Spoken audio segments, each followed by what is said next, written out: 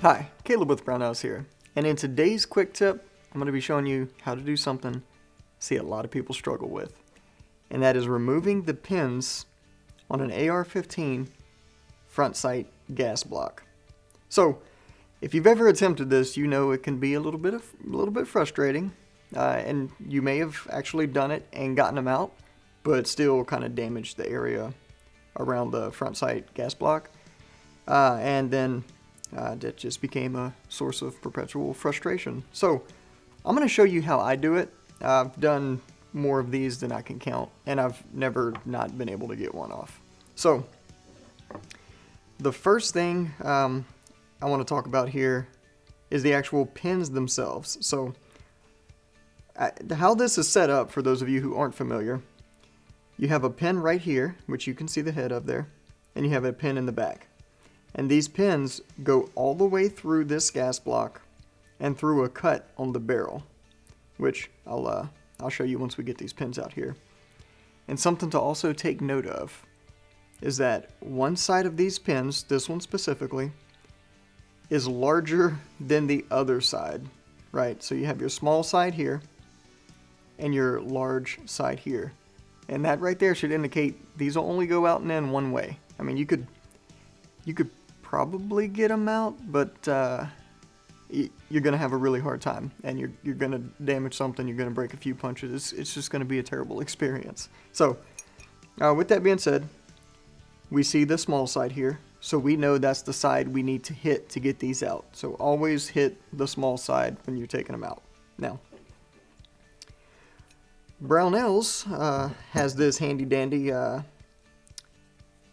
bench block here, and we'll just talk about what tools I'm going to use real quick here. So this bench block is molded to fit your front sight gas block, so this will sit neatly in there. It's already drilled through, so you have room for your pins to fall out. And also, if you notice, it even says pins out, so you can lay this down and you know you're driving the pins out.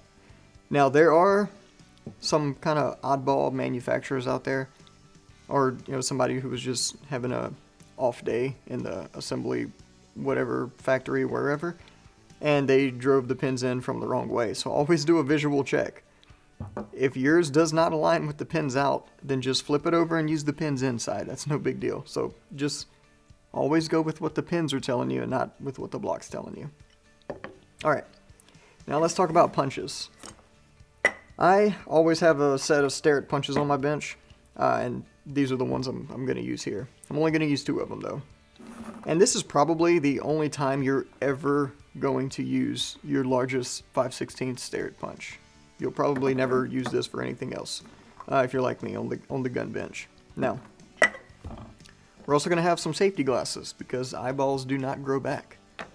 And I have this hammer here. I've seen a lot of guys try and do it with this hammer. Some people do it with this hammer, but I prefer to use something with a little more weight to it, not necessarily these brass and nylon hammers here.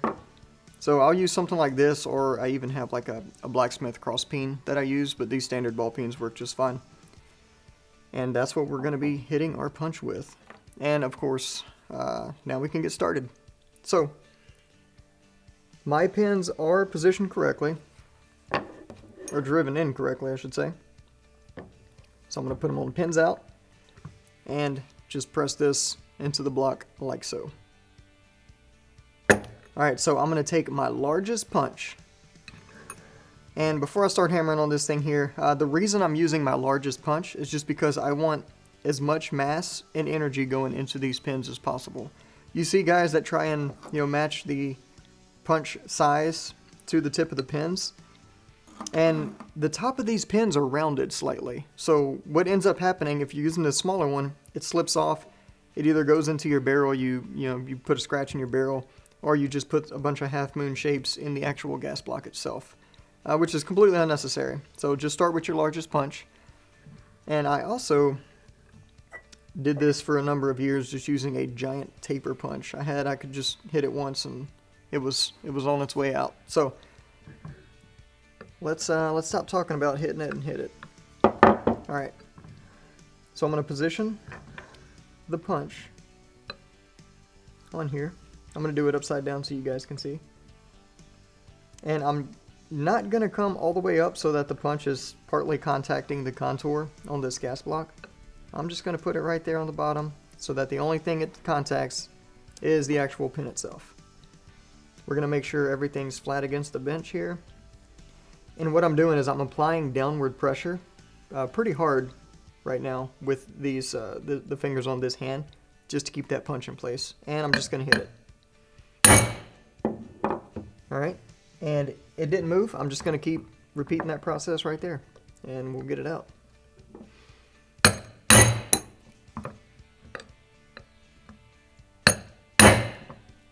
And you'll be able to feel it when it goes.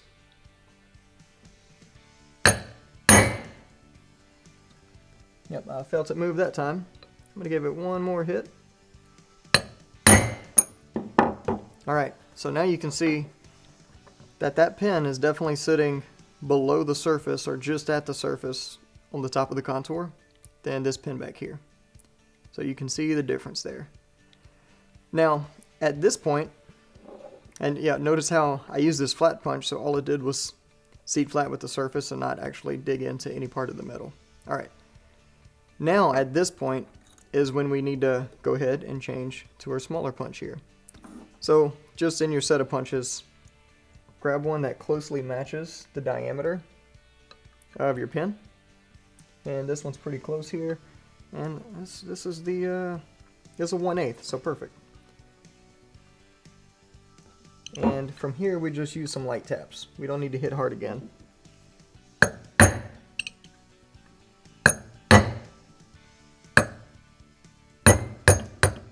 Alright, so now the pin's going in. So as I mentioned before, these were taper pins. So whenever they're in their full seated position, fully driven in, they have full contact in that channel. So that's why they're so tight to get out. But once you break that seal even just a little bit, then they're loose. They're easy to get out. There we go. And I'll just kind of show you here. And there is our pin. And now we have a hole that is going straight through. Alright, let's do the other side.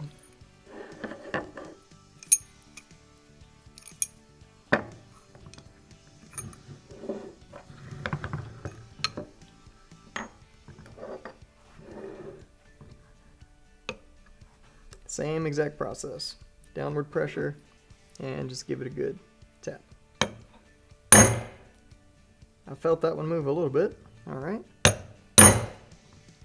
And there we go. Switch back over to the 1/8.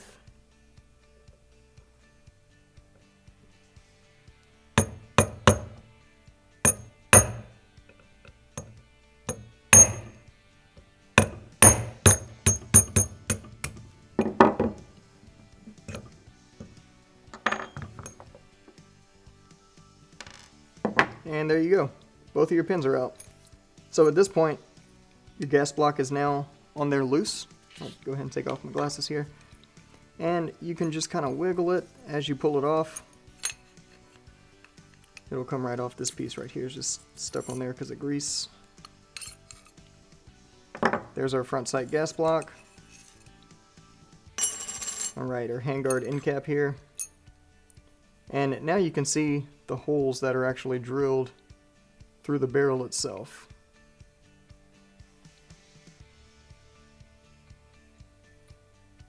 And then putting it back on is just the reverse process. So you're probably taking this off because you want to put a free float handguard and low profile gas block on there. But if for whatever reason you need to put this back on, go ahead and do it. Just the reverse process. Again, whenever you put the pins in, just remember that they are indeed taper pins. You'll have it on the barrel, you'll slip it in there. And you'll just do the opposite process. You'll only use your larger punch, and then you'll just hit it until the pin is seated just above the surface. So it should look just how it did before. And there, I mean, I'm not going to go through the whole thing with you guys. It's putting them on is easier than taking them out. And if you know how to take them out, you know how to put them in. All right, so with all that being said, that's all there is to it. If you have any questions or comments, feel free to give us a call on the tech line. we'll be happy to help you out. Thanks for joining us, and we'll see you next time.